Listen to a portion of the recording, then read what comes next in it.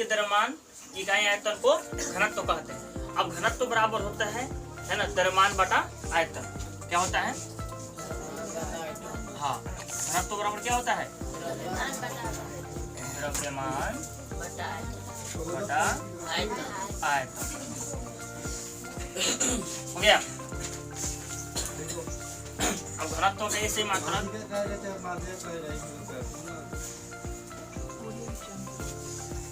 घनत्व का एसआई मात्रा क्या होता है? द्रव्यमान के एसआई मात्रा क्या होता है? बोलिए बताइए। केजी हो जाएगा। ठीक है। अब प्रति है ना मीटर क्यूब, यानी इसका घनत्व का एसआई मात्रा क्या होता है ना? केजी पर मीटर क्यूब, किलोग्राम प्रति मीटर क्यूब, है ना। इसका हिंदी में क्या होता है आप लिख लेंगे, है ना।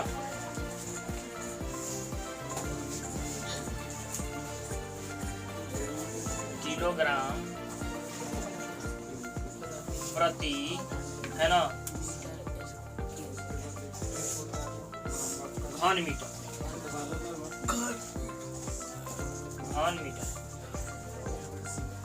समझ में आया?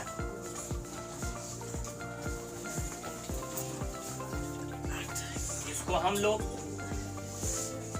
केजी मीटर इनवर्स 3 ऐसे भी लिखते हैं, क्योंकि माइनस का मतलब होता है आपका बटा। समझ में आई? चलिए, यस कमिंग।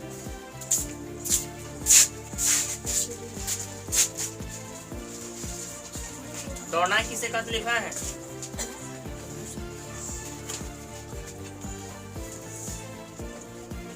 लिख लीजिएगा। ठोस का घनत्व उच्च होता है। ठोस का उच्च होता है।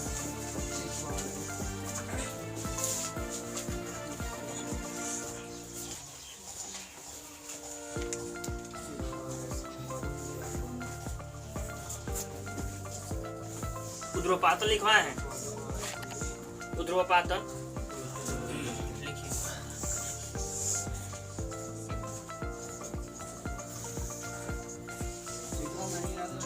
ऊर्ध्वपातन किसे कहते हैं?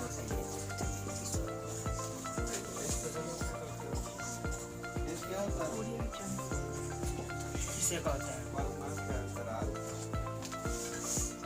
What is sublimation? इंग्लिश में क्या बोलते हैं? सब्लिमेशन बोलते हैं।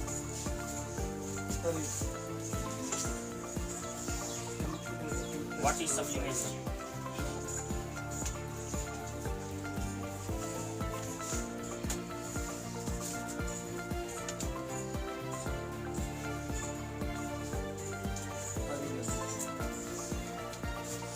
सब्लिमेट भी बोलते हैं इसको, सब्लिमेशन भी बोलते हैं।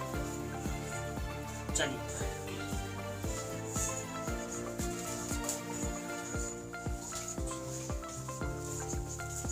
वैसी प्रक्रिया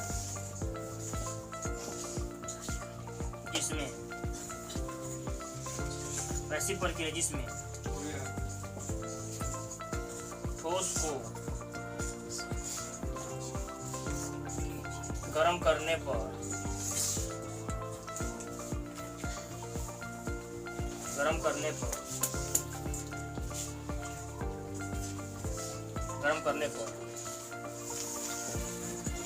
सीधे गैस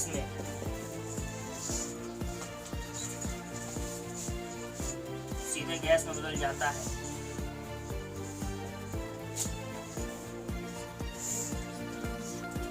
सीधे गैस बदल जाता है तथा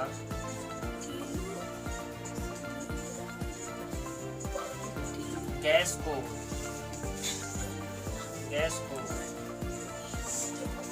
ठंडा करने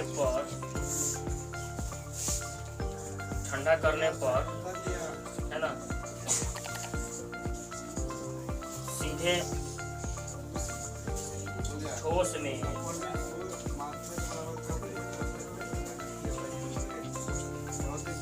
बदल जाता है, उस प्रक्रिया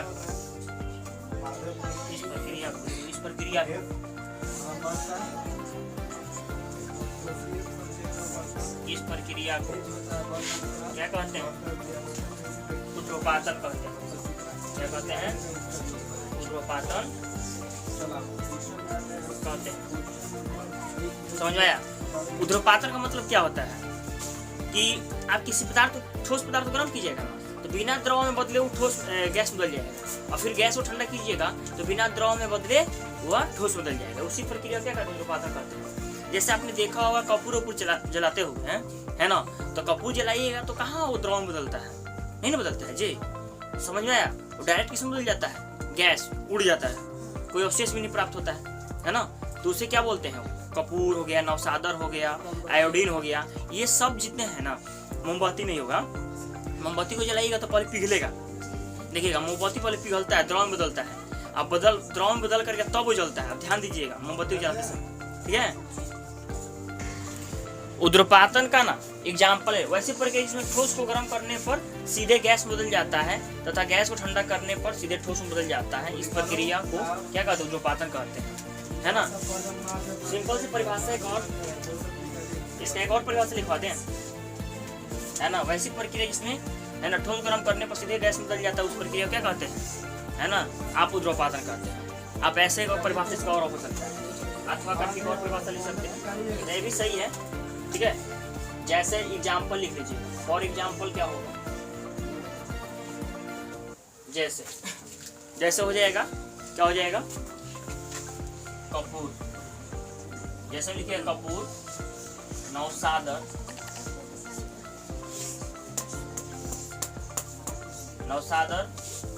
हो गया, आयोडीन, नवसादर आयोडीन हो गया, नवसादर हो जाएगा, आयोडीन हो जाएगा, है ना। और ठोस कार्बन डाइऑक्साइड आपका ठोस कार्बन डाइऑक्साइड हो जाएगा, और शुष्क वाष्प जिसको बोलते हैं। आप लिख सकते हो यहाँ पे ठोस कार्बन डाई, है ना, ठोस कार्बन डाई ऑक्साइड, ठोस कार्बन डाइऑक्साइड शुष्क वाष्प बोलते हैं। क्या बोलते हैं? शुष्क वाष्प। समझ में आया? कपूर हो गया, नवसादर हो गया, आयोडीन हो गया, ठोस कार्बन डाइऑक्साइड हो गया, है ना। ये सारी चीजें हो गई, है ना। एक लिख लीजिएगा अमोनिया क्लोराइड। क्या लिखिएगा? Ammonia chloride, ammonia chloride. इन सबको गर्म कीजिएगा ना तो सीधे किसमें बदल जाएंगे? गैस में बदल जाएंगे, है ना, द्रव में नहीं बदलेंगे। अब अगला पॉइंट लिखिएगा, है ना, विसरण। क्या लिखिएगा? विसरण। विसरण लिखिए, विसरण।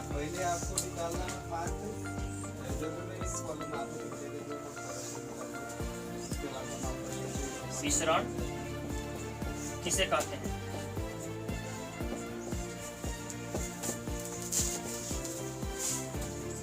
विसरण किसे कहते हैं?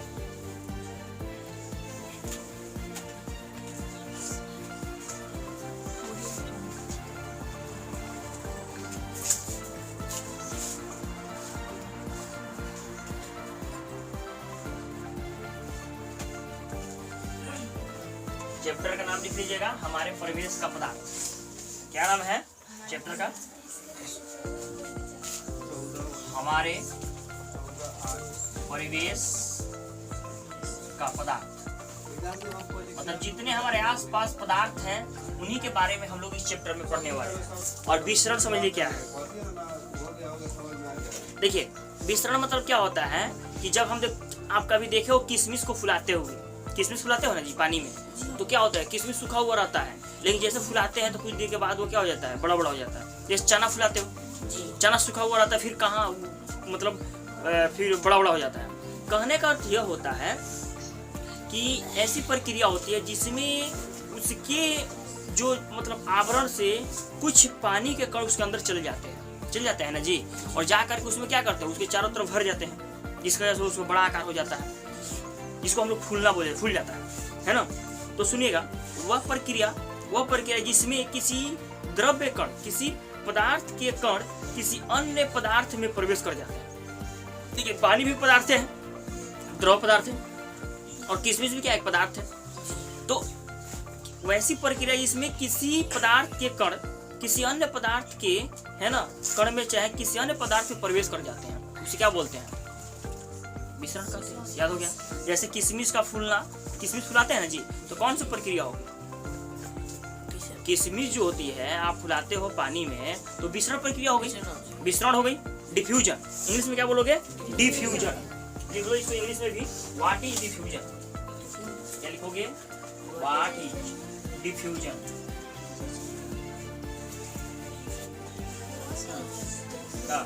बोलिए, नहीं दिख रहा है, देखिए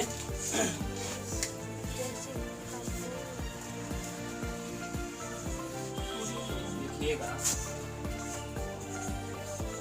वैसी प्रक्रिया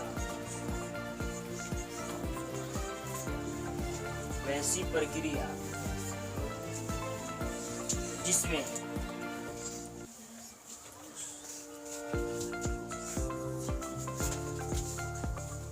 किसी ठोस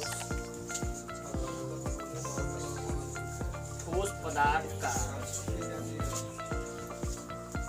कण किसी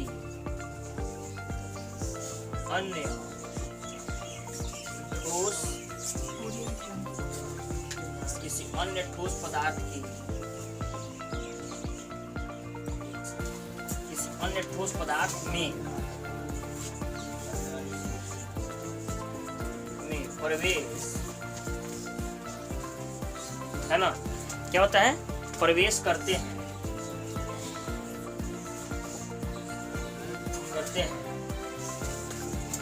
उस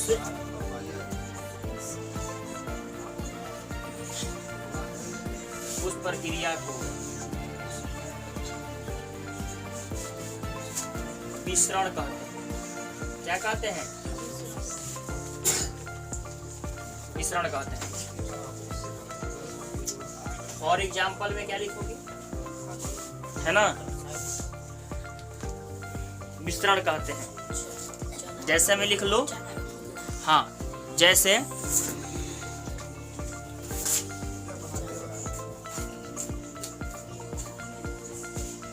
किशमिश को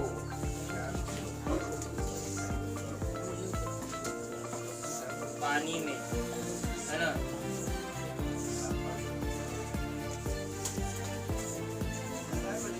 फुलाना, हो गया, पानी फुलाते हैं ना जी। कोई भी दाल हो गया, कोई भी दाल को, है ना, उसको फुलाना, है ना, अंकुरित दाल लिख सकता है,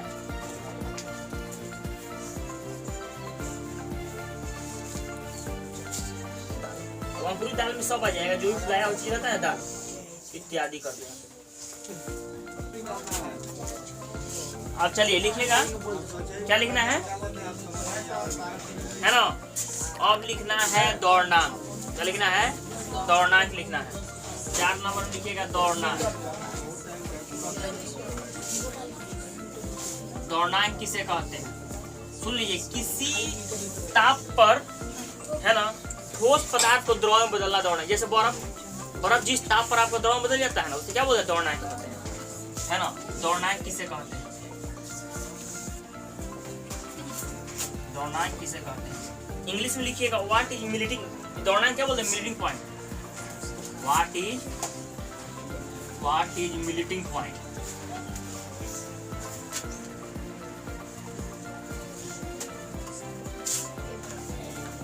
व्हाट इज मेल्टिंग पॉइंट? लिखिएगा, जिस ताप पर ठोस द्रव में बदलता है उसे द्रवणांक कहते हैं।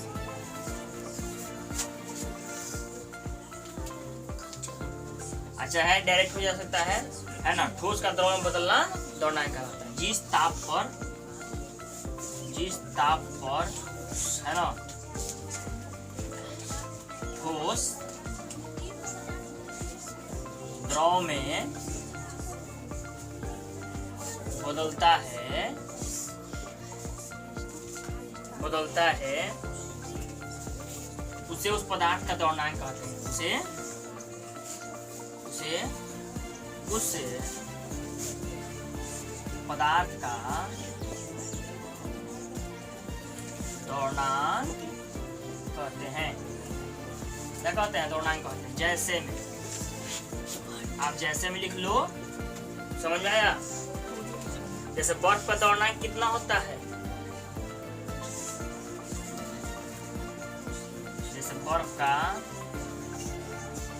द्रवणांक है ना 0 डिग्री सेल्सियस या 273 केल्विन, 273 केल्विन है ना, 273 केल्विन।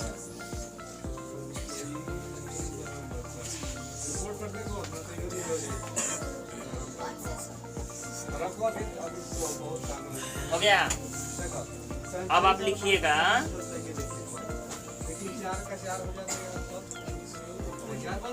बर्फ का द्रवण गुप्त ऊष्मा कितनी होती है? पॉइंट। बर्फ का द्रवण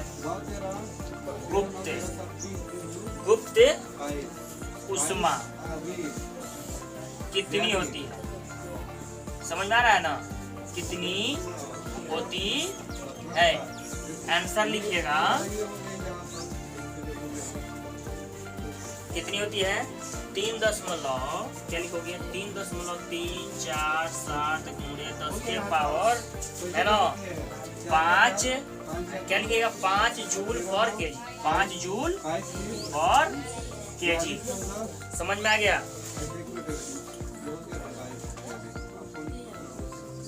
इतना समझिएगा।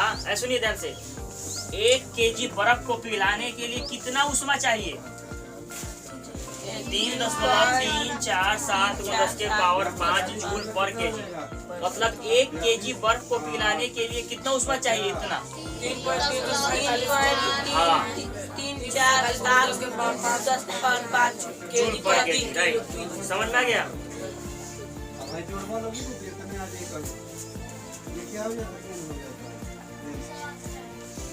अब लिखिए,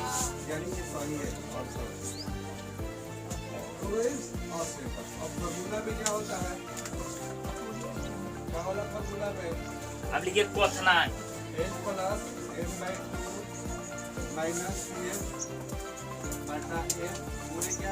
क्वथनांक किसे कहते हैं? लंबाई कौन है? किसे कहते हैं? इंग्लिश में लिख लीजिए, what is boiling point? What is boiling point? अरे कोई बॉयल होता है ना। हाँ,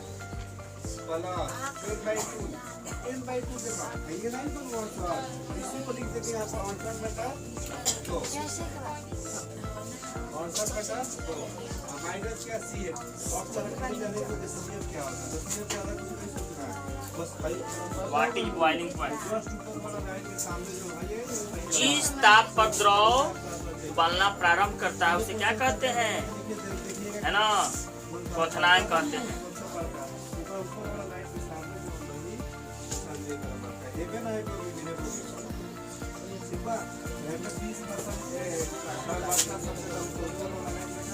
जिस ताप पर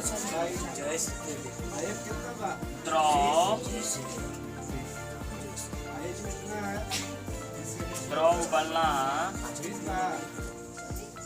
प्रारंभ करता है उसे, जिस ताप पर द्रव उबलना प्रारंभ करता है उसे क्वथनांक कहते हैं। उसे क्या कहते हैं? क्वथनांक कहते हैं। तो पानी का क्वथनांक कितना होता है? 100 डिग्री सेल्सियस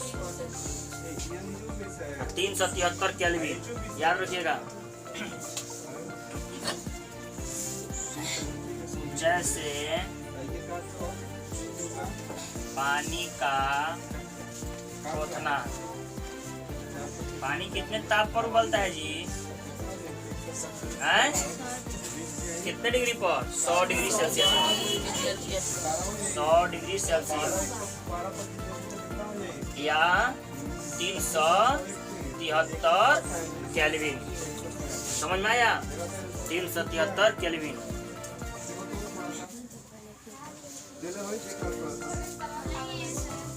हो गया?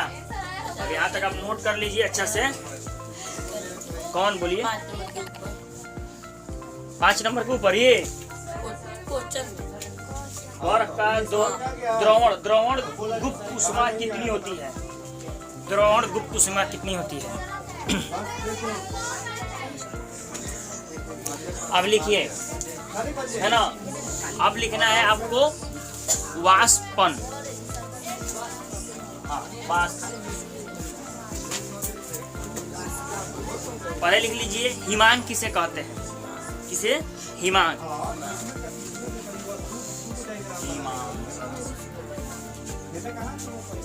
किसे कहते हैं? इसका होता है what is freezing. What is क्या? What is freezing point? What is freezing point? जिस ताप पर द्रव, है ना, जिस ताप पर द्रव बर्फ बदल जाता है उसे हिमांक कहते हैं। हो गया? जिस ताप पर द्रव FREEZING फ्रीजिंग। जिस ताप पर द्रव है ना बर्फ में बदलता है, बर्फ में बदलता है, उसे हिमांक कहते हैं। हिमांक कहते हैं, उसे हिमांक कहते हैं। हो गया? और एग्जाम्पल जैसे, अब जैसे में देख लीजिएगा, है ना, जल कितने ताप पर, द्रव कितने ताप पर मतलब है वो बर्फ बदलता है? 0 डिग्री सेल्सियस पर, है ना? तो द्रव का हिमांक, द्रव का हिमांक कितना होता है? 0 डिग्री सेल्सियस। समझ में आई? या 273 केल्विन, या 273 केल्विन। के बड़ा लिखिएगा, केल्विन में के बड़ा रहता है, स्मॉल नहीं रहता है। 273 केल्विन। हो गया? अगला पॉइंट लिख लीजिएगा, वाष्प। अरे जिस ताप पर द्रव जो भाप में बदल जाता है ना, भाप समझ में आता है ना, उसे क्या कहते हैं? वाष्पन कहते हैं। उस प्रक्रिया को वाष्पन कहते हैं। लिखिए वाष्पन।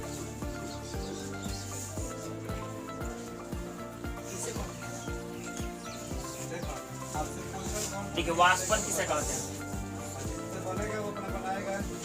वाष्पन किसे कहते हैं? है ना? लिख लीजिए, व्हाट इज, है ना, वेपर। इंग्लिश में क्या बोलते हैं? है ना, वेपर बोलते हैं।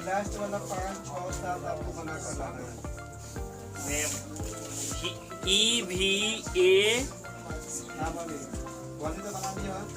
5-6 कंपल्सरी बना कर लाना है।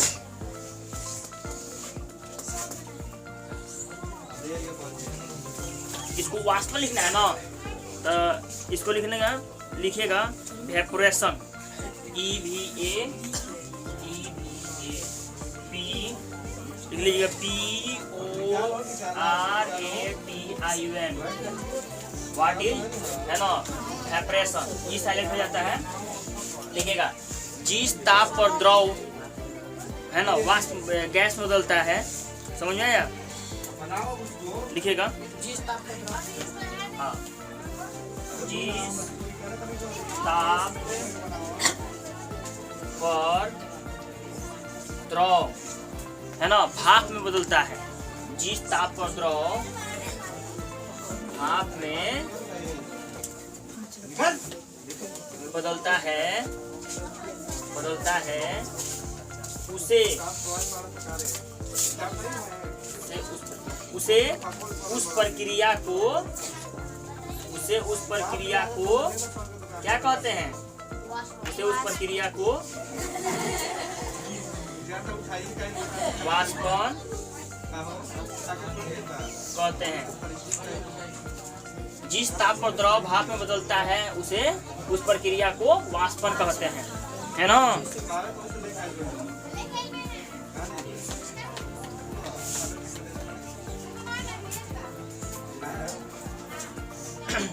हो गया। तो दोस्तों वीडियो अच्छा लगता है तो लाइक करें, सब्सक्राइब करें, है ना। चैनल को शेयर करना ना भूलें। तो दोस्तों आपको ये बहुत ही मस्ट इम्पोर्टेंट रहेगा 9th क्लास का। ये आपका फर्स्ट लेसन केमिस्ट्री का है ना। और ये मैं उम्मीद करूँगा कि वीडियो बहुत ही आपको अच्छा लगा होगा। मैं समझता हूँ थोड़ी सी आवाज़ की प्रॉब्लम, वॉइस नोआ जाता होगा, मैं इसके लिए है ना सॉरी, क्योंकि थोड़ी सी बाहर भी क्लास चलता है।